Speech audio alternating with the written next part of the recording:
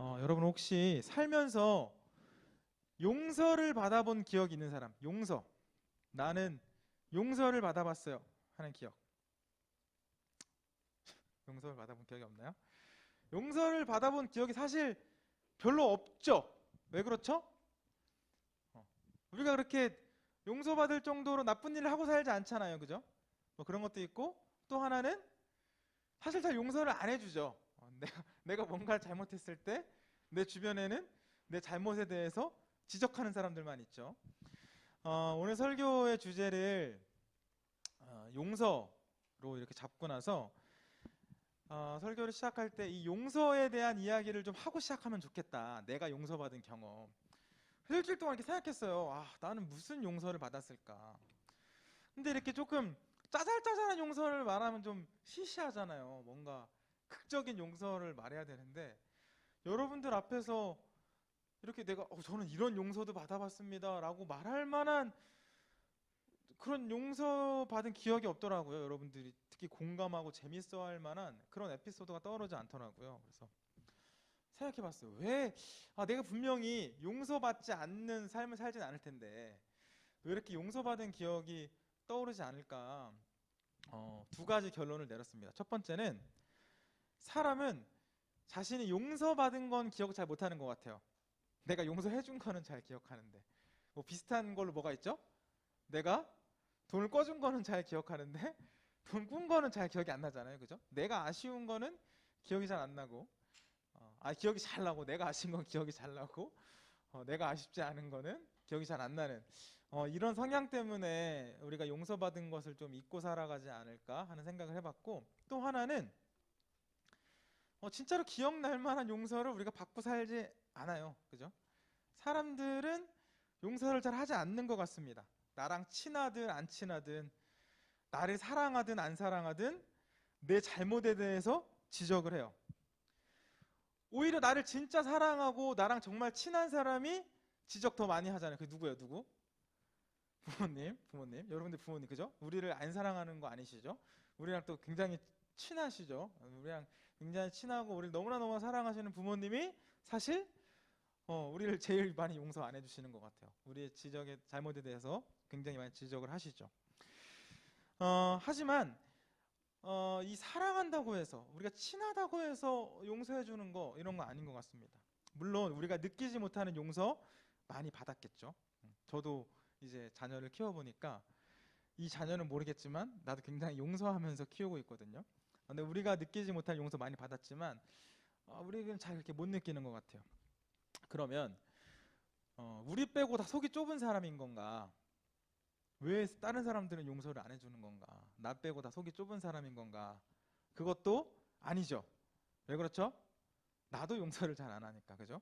다른 사람이 난 잘못하면 그 잘못을 지적해주고 다시는 그렇게 하지 마라고 말을 해줘야 속이 시원하죠.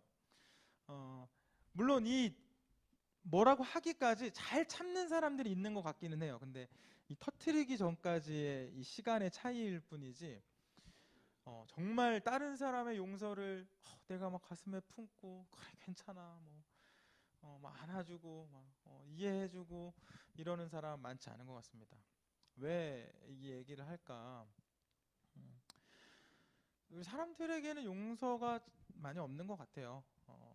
교회를 다니는 사람들도 예수님 믿는 사람들도 이게 감정이 훅 올라오면 이제 내가 성경 말씀 들은 거 배운 것보다는 내 감정을 앞세울 때가 많기 때문에 용서를 잘 경험하지 못하면 살아갑니다. 그런데 이 성경 보니까 처음부터 끝까지 용서만 하시는 분이 계시더라고요. 우리가 믿는 하나님. 성경은 하나님께서 사람을 얼마나 사랑하시고 또 우리 사람들이 창조주이신 하나님께 대해서 잘못했을 때 하나님께서 끊임없이 용서해 주시는 그런 내용들을 말씀해 주고 계세요. 성경 보면 하나님 끊임없이 사람들 찾아 우리 저 뭐야 하나님의 구원 드라마 통해서 살펴봤잖아요. 매화 사람들이 잘못하지만 매화 하나님께서 용서해 주시잖아요. 하나님께서 끊임없이 사람들 찾아오시고 품어주시고 안아주시고 용서해 주시는 분이다라고 이 성경 말하고 있습니다. 오늘 성경 본문도 하나님의 끝없는 용서, 끝없는 용서, 끝이 없어요. 끝이 없는 용서를 보여주고 있는데 우리 지금 3장 21절만 읽었지만 지난주에 혹시 주보를 보고 3장부터 11장까지 읽어온 친구들이 혹시 있을지 모르겠어요. 이 창세기 3장부터 11장까지, 아니 1장부터 11장까지, 창세기는 성경의 처음 책이잖아요. 우리가 성경을 다 보기로 하고 지금 창세기부터 보고 있는 건데 처음 책이죠. 처음 책의 1장부터 11장까지는 원역사라고 합니다. 원역사.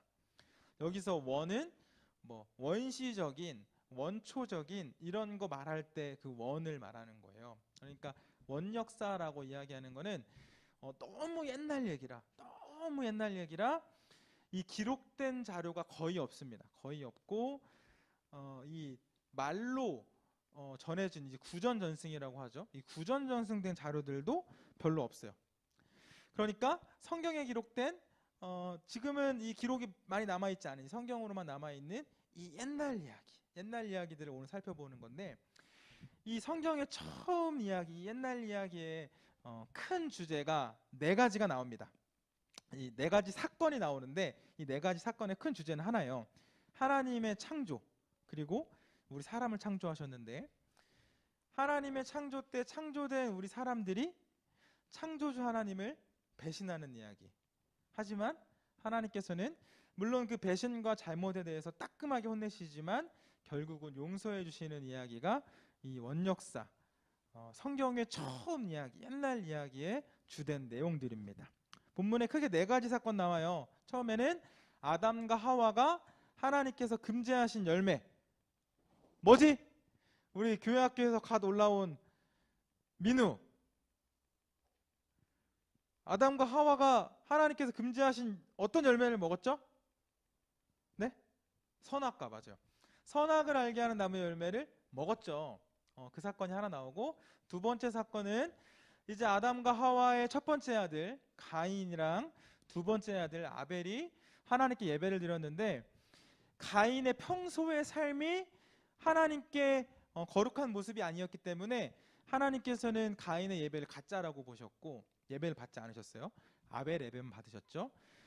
그때 가인이 화가 나서 자기 동생을 죽입니다. 분노조절장애 뭐 이런 거 좀 있었던 것 같아요. 그냥 동생을 죽여버렸어요.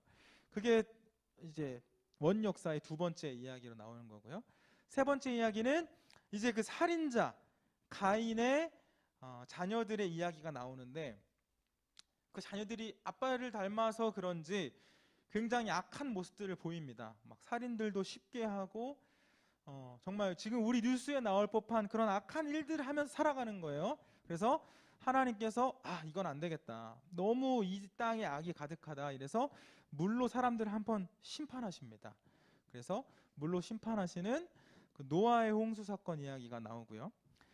노아의 홍수 때 하나님께 믿음을 지키고 은혜를 받아서 구원받았던 그 노아와 노아의 그 이제 후손들이 살아남았잖아요. 그런데 그 후손들이 또 시간이 지나서 악을 행하고 이번에는 우리가 하나님이랑 동등한 위치에 있다, 우리 하나님한테까지 올라가 보자 라는 마음으로 바벨탑이라는 거를 세웁니다.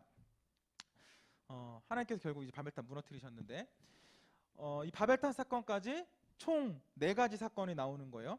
이 4가지 이야기들은 우리 지금 여기 앉아있는 친구들은 너무나 많이 들은 이야기이기 때문에 하나하나 자세히 살펴보진 않을 건데, 이 4가지 사건에는 분명하게 드러나는 공통점이 있습니다. 그게 뭐냐면 아까도 말했던 것처럼 모두 다 사람의 죄로 이 이야기가 시작되고요, 모두 다 하나님의 용서로, 하나님의 사랑으로 이 이야기가 마무리됩니다. 본문을 보면 사람들이 죄를 짓는 그런 모습들은 다 달라요. 나무에는 열매를 먹은 것과 살인하는 게 같지는 않잖아요. 이 죄가 드러나는 모습은 다른데 죄를 짓는 그 마음속에 있는 그 마음의 동기, 마음속에 그 죄의 원리는 똑같습니다. 뭐냐면 아담과 하와가 하나님께서 주신 이 선악을 알게 하는 열매를 먹었다는 거는요, 마귀가 찾아서 유혹했거든요. 너 그거 열매 먹으면 하나님과 같아질 거야. 너가 하나님과 같아질 것을 하나님께서 싫어하시기 때문에 먹지 말라고 하신 거야. 거짓말로 유혹하죠. 근데 그 유혹에 넘어가요. 하나님과 같아지고 싶은 마음에. 그러니까 우리는 사람은 창조물이죠. 창조주가 창조한 창조물. 우린 창조물인데 창조주가 되고 싶은 그 욕심, 마음속의 교만 때문에 죄를 짓는다는 거예요. 선악을 알게 하는 나무의 열매를 먹습니다. 하나님이 되고 싶어서 지은 죄예요. 두 번째, 가인이 동생을 죽였어요. 왜 죽였죠? 하나님께서 예배를 받지 않아서 죽였다라고 해요. 예배를 받으시는 분은 하나님이잖아요. 그죠? 사람은 예배를 드리는 거잖아요. 사람이 예배를 드릴 때 그 예배를 받으시고 안 받으시고는 하나님이 결정하시는 거잖아요. 하나님의 주권이잖아요. 사람이 정하는 게 아니잖아요. 내가 누군가에 선물을 줄 때 내가 최선을 다해서 줄 수 있지만 그거를 받는 거는 그 사람이 결정하는 거잖아요. 받아서 내가 어떻게 쓸지도 그 사람이 결정하는 건데 그 결정이 내 마음에 들지 않아. 근데 그 결정하신 분은 하나님인데 내 마음에 들지 않아. 그래서 내 마음대로 내 동생을 죽입니다. 이게 뭘 말하죠? 나랑 하나님이랑 뭐 다를 게 뭐 있어? 왜 내 예배 안 받는 거야? 왜 내 제사는 안 받는 거야? 하나님과 마치 같아졌다는 그러한 교만, 이런 생각에 시작해서 동생을 죽이는 죄까지 이어집니다. 그 가인의 자손들이 지은 죄들 똑같겠죠? 하나님이 계시다는 것을 무시했기 때문에, 여러분들 말로 개무시했기 때문에 내 마음대로 사는 거야. 죄 짓고 사는 거예요. 왜? 나랑 하나님이랑 다를 게 뭐 있어? 그렇게 해서 죄가 반복됐고요. 그래서 이제 하나님께서 물로 한번 심판하셨고 마지막에 나타난 사건 뭐라 그랬죠? 바벨탑 사건. 바벨탑 사건. 이 바벨탑을 지을 때 뭐라 그러냐면 우리 하나님처럼 돼보자. 우리 하늘 꼭대까지 이 성을 좀 쌓아가지고 탑을 쌓아가지고 우리가 하나님이랑 동등한 위치가 좀 되어보자. 이렇게 말하면서 쌓은 탑이 바벨탑입니다. 그러니까 바벨탑도 보면 내가 사람이 하나님의 위치까지 가고 싶은 그러한 욕심, 그러한 교만, 이런 죄에서 시작해서 하나님의 마음을 속상하게 했다는 거죠. 하나님께서는요, 우리 수련회 때도 그렇고 수련회 전에도 이제 창조에 대해서 좀 살펴봤었는데 하나님께서는 태초에 처음에 이 땅을 다 창조하시고 마지막 날에 우리 사람들을 창조하셨는데 특별히 창조물들 중에서 우리 사람을 사랑하셨기 때문에 창조하실 때부터 하나님의 형상, 하나님을 닮은 모습으로 우리 사람들을 창조하셨거든요. 그런데 그렇게 하나님을 닮은 모습으로 창조하셨을 뿐만 아니라 사람에게만 하나님의 영을 주셨어요. 하나님의 영을 주셔서 사람이 그 영, 하나님의 영이 우리 안에 있기 때문에 우리는 하나님과 교제할 수 있는 영적인 존재로 우리들을 만들어 주셨습니다. 어떻게 보면 특권을 주신 거죠. 특권. 하나님과 교제할 수 있는, 하나님의 뜻과 마음을 알 수 있는 특권을 우리에게 주신 건데, 그런데 이 사람이 하나님께서 주신 이 영으로 하나님 잘 바라보며 살면 좋은데 사탄의 유혹 앞에서 철저하게 무너집니다. 이 주신 이 영으로 하나님은 우리에게 자유롭게 선택할 수 있는 권리를 주셨거든요. 선택의 순간에서 무조건 정해진 선택만 하는 게 아니라 우리가 자유롭게 선택할 수 있도록 해주셨는데 그때마다 하나님을 배신한다는 거죠. 이 영적인 특권을 악용해서 하나님의 창조물인 나 자신을 부정하고 창조물이라는 사실 자체를 부정하고 창조주 하나님과 같은 위치에 있으려는 욕심을 내고 죄를 짓습니다. 결국에 이 사람은요, 죄로 인해서 모든 관계가 끊어져 버렸어요. 첫 번째로 아담의 죄 때문에 하나님과의 관계가 끊어졌죠. 원래 태초의 사람은 에덴 동산이라는 곳에서 하나님과 교제하며 살아갔는데 에덴 동산 쫓겨났어요. 죄를 지었기 때문에 하나님과의 관계가 그때부터 끊어진 겁니다. 가인이 동생을 죽였습니다. 가인의 자손들이 다른 사람들을 죽였습니다. 사람과 사람 사이의 관계가 끊어진 거죠. 바벨탑을 세웠을 때 하나님께서 어떻게 심판하셨냐면 바벨탑을 무너뜨리시고 사람들을 다 흩어놓으셨는데 그때부터 이제 사람들이 말하는 언어가 달라졌다라고 이야기를 해요. 그러니까 그때는 영어가 없었겠지만 어디는 영어 쓰고 어디는 중국어 쓰고 어디는 한국말 썼겠죠. 그렇게 언어가 달라졌어요. 이게 뭘 말하는 겁니까?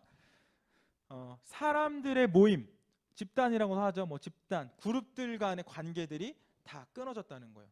죄는 관계를 끊어지게 만듭니다. 그런데 진짜 문제가 뭐죠? 진짜 문제가 뭐냐면 이 모든 관계를 끊어지도록 만드는 그 사탄이 아직도 우리를 유혹한다는 거예요. 사탄의 목적은 관계를 다 끊어버리는 겁니다. 우리와 하나님과의 관계를 끊어버리고, 우리와 친구들과의 관계 다 끊어버리고, 부모님과의 관계 다 끊어버리는 게 사탄의 주된 목적이에요. 근데 그 사탄이 여전히 우리를 찾아와서 말합니다. 너의 인생의 주인은 너야. 네가 최고야. 내가 모든 것을 선택할 수 있고 모든 것을 결정할 수 있어. 틀린 말 아닌 것 같죠? 왠지 학교에서도 이렇게 배운 것 같죠? 유치원 때도 이렇게 배운 것 같죠? 내 삶의 주인은 나잖아. 세상 사람들이 막 이게 뭐가 틀린 말이야? 내 삶의 주인은 나죠. 내가 모든 걸 결정할 수 있죠. 사단이 우리에게 주는 유혹입니다. 왜요? 이게 왜 사단의 유혹이죠? 성경의 말씀과 다르기 때문에. 성경은 뭐라고 말씀하나요? 너희의 인생의 주인은 하나님이야. 우리를 만든 사람이 있어. 우리를 하나님의 나라로 인도해 주시는, 그 영원한 나라로 인도해 주시는 분이 있어. 우리 삶을 책임져 주시는 분이 있어. 그분이 하나님이고 우리는 그분의 자녀이고 그분께서 창조해 주신 창조물이기 때문에 우리는 하나님의 말씀을 들어야 돼 라고 성경이 말한다는 거예요. 그런데 사단은 다르게 말합니다. 너의 인생의 주인은 너야. 모든 걸 네 맘대로 결정할 수 있어. 아주 달콤한 유혹이고 그럴듯해 보입니다. 아담과 하와가 이 달콤한 유혹에 넘어갔고요. 가인이 이 달콤한 유혹에 넘어갔어요. 이렇게 생각하면 솔직히 있을 것 같아요. 내 삶의 주인인 게 뭐가 문제인가 싶나. 그런데 여러분, 내 삶의 주인이 내가 되는 순간부터 하나님과 관계가 멀어지기 시작합니다. 굳이 하나님의 말씀을 들으려고 하질 않겠죠. 굳이 하나님의 도움을 받으려고 하지 않겠죠. 내 삶의 주인은 나라고 생각하니까. 그런데 그 거짓된 가르침, 사단의 유혹에 넘어가면 어떻게 됩니까? 성경은 죄의 대가를 사망이라고 말해요. 사망. 우리가 하나님과 관계가 멀어지면, 하나님과의 우리의 관계가 끊어지면, 우리는 지금 여러분들, 우리 여기 교회에 있는 우리 모두는 하나님 나라의 시민인데 이 하나님 나라의 시민권이 모두 박탈되거든요. 그러면 우리는 영원한 하나님의 나라, 그 영원한 나라에서 살아갈 수가 없습니다. 하나님께서 다스리시지 않는 유일한 곳, 어디죠? 지옥이 우리를 기다리고 있겠죠. 그럼 어떻게 해야 될까? 어떻게 해야 될까? 사단은 우리에게 계속 유혹하고, 그 유혹에 넘어가면 성경은 그의 대가는 사망이라고 말하고, 어떻게 유혹을 이겨낼 수 있을까? 이 우리를 유혹하는 사단이 성경에 보니까 재밌는 거는 예수님도 찾아가요. 예수님께서 이 땅에 오셨을 때 예수님 찾아가서 똑같이 유혹합니다. 그냥 역사가 있기 전부터 지금까지 하는 소리는 똑같아요. 너의 인생의 주인은 너야. 너가 최고야. 나한테 절하면 더 최고로 만들어줄게. 예수님한테도 찾아오셔서 똑같이 말씀하셨어요. 나한테 절하면 이 천하 만국을 다 너한테 줄게. 너가 이 온 우주 만물의 왕이신, 원래부터 왕이신 분인데 까부는 거죠. 왕이 될게. 왕을 너를 왕을 시켜줄게라고 예수님한테 유혹을 합니다. 그때 예수님이 그 유혹에 넘어갔나요? 안 넘어가셨죠. 어떻게 안 넘어가셨죠? 예수님은 말씀으로 그 유혹을 뿌리치셨어요. 사탄아 물러가라. 나의 주인은, 우리 사람의 주인은 창조주 하나님이시다. 내가 이 땅의 진정한 주인이 아니라 하나님이 이 땅의 주인이시다. 이것을 알았기 때문에, 말씀으로 알았기 때문에 그 말씀으로 사탄의 유혹을 물리칩니다. 여러분, 사탄을 이길 수 있는 유일한 무기는 하나님 말씀밖에 없어요. 성경이 가르쳐준 유일한 무기는 말씀밖에 없어요. 우리가 말씀으로 무장되어 있고, 여러분들이 예수님의 말씀을 쓰고 하나님의 말씀을 읽고 할 때 여러분들 안에, 여러분들의 생각 속에 하나님의 말씀이 쌓이게 되고, 나도 모르게 은밀하게 유혹들이 찾아올 때마다 그 유혹들을 다 끊어낼 수 있습니다. 유혹이 찾아올 때 하나님과의 관계를 끊는 게 아니라 그 유혹을 끊어낼 수가 있어요. 왜? 내 삶의 중심, 내 생각의 중심이 예수님의 말씀으로 되어 있기 때문에. 그래서 이곳에 있는 우리 청소년 친구들, 정말 예수님의 말씀으로 무장되어 있길 축원합니다. 사탄이 유혹해 올 때 그 유혹에 넘어가서 죄의 값을 받는 사람이 아니라 말씀으로 승리하는 여러분들 되길 축원합니다. 그런데 이제 하나만 더 말하고 말씀을 마칠게요. 근데 이 말씀을 듣고 나서도 좀 마음속에 걱정이 되는 친구들도 있죠. 갑자기 하지도 않던, 잘 말하지도 않던 막 사탄 막 이런 얘기하고 막 지옥 막 이런 얘기 하니까 우리 또 이제 우리 1학년 친구들은 또 무서움을 느낄 수도 있을 것도 같은데 마음속에 불안함이 있을 수 있죠. 나는 하나님 말씀 잘 모르는데, 나 성경 잘 안 보는데, 아니면 나는 예수님이 아니잖아. 그건 예수님이 그렇게 한 거고 나는 예수님이 아닌데 어떻게 해야 되지? 이 원 역사에 네 가지 사건이 나온다고 집중. 네 가지 사건 나온다 했잖아요. 근데 이 네 가지 사건이 말하는 게 똑같다고 했어요. 그래서 이 네 가지 사건을 보고 여러분들이 반드시 잊지 말아야 할 것이 있습니다. 반드시 기억해야 될 것이 있어요. 그게 뭐냐면 이 네 가지 사건 모두 그 끝에마다 이야기가 끝날 때마다 하나님의 용서로 끝났다는 거예요. 사람은 끊임없이 하나님을 배신하지만 하나님은 끊임없이 우리 사람들을 용서해 주셨다. 이거를 지금 성경이 말하고 있는 거예요. 우리 사람들에게 있는 이 죄 때문에 예수님께서 이 땅에 내려오셨고 사람들의 그 모든 죄를 대신해서 죄의 대가는 사망이라고 하니 그 사망이라는 죄의 값을 대신 치르시기 위해서 죄가 없으신 예수님께서 십자가에 못 박혀 돌아가신 거예요. 그리고 우리는 그 예수님께서 지신 십자가가 나 때문에 지신 십자가다라는 것을 믿기만 하면 하나님께서 용서해 주신다는 거예요. 아담과 하와가 하나님 앞에 죄를 짓고 자신들 눈이 밝아져서 죄인이라는 걸 깨달았어요. 그래서 어떻게 했냐면 이 무화과 나무의 이 나뭇잎을 엮어서 만들어서 자신들의 옷을 만들었습니다. 그 전까지는 옷을 안 입었던 것 같아요. 성경에 보면 옷을 안 입었었는데 내가 죄인이라는 걸 알고 하나님 앞에 내가 부끄러워지기 시작한 거야. 내 사랑하는 사람 앞에서 내 몸이 부끄러워지기 시작한 거예요. 그래서 이 무화과 나무 잎으로 옷을 만들어서 입습니다. 여러분 나뭇잎으로 잎을 만들어 보면 상상해봤어요? 뭐 튼튼하겠어요? 그냥 조금만 톡 해도 끊어지고 찢어지지 않을까요? 하나님 앞에 죄된 그 인간의 연약한 모습 앞에서 우리가 오늘 읽은 성경 그 한 절 말씀인데 하나님께서 어떻게 해주시냐면 아담과 하와를 다시 한번 용서해 주시고 튼튼하게 찢어지지 않는 끊어지지 않는 가죽옷을 입혀주십니다. 이 가죽옷은 하나님의 사랑과 하나님의 은혜를 상징하는 거였어요. 여러분 하나님께서는요 우리들 연약한 거 다 알고 계십니다. 그렇기 때문에 우리들 연약하다는 이유만으로 절대 우리 포기하지 않으십니다. 여러분들을 향한 사랑, 여러분들을 향한 용서 절대로 끝이 없습니다. 이곳에 있는 우리 친구들은 그 사랑, 그 은혜 기억하며 살아갔으면 좋겠어요. 우리는 이미 용서받았고 앞으로도 혹시나 내가 연약한 모습 때문에 하나님께 죄를 지을 수 있지만 하나님 앞에 내가 솔직하게 내 모든 죄를 다 내려놓고 하나님께 용서를 구하면 하나님께서 우리 다시 한번 용서해 주시고 안아주실 것이다 라는 것 기억하며 살아갔으면 좋겠습니다.